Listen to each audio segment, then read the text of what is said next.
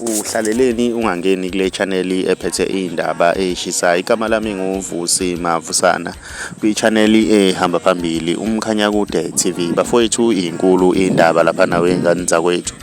Udaba luthinta igcwame elisha ke namhlanje lapha nawengane zakwethu. Kade ngilikhuluma ohlelweni ke lapha lukaMama uDudu Khoza okhosini FM lapha nawengane zakwethu.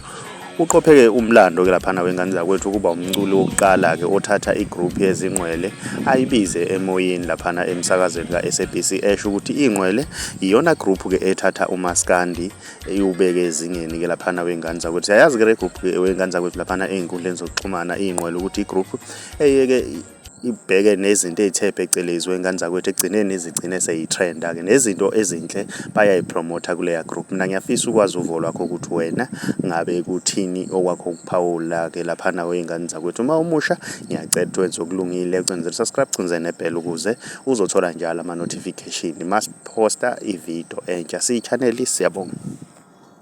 Kule group yoMaskandi okuthiwa izingcwele lapho okushiwa khona yonke into ngathi ngiyabathanda kakhulu labo bafowethu baneqhaza elikhulu ababambile emculweni wethu. Bese ngiphinde futhi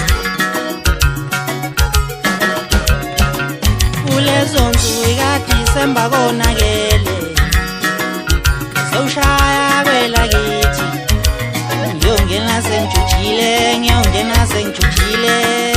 kude kwelakithi ngiyongena sengijujile kude kwelakithi.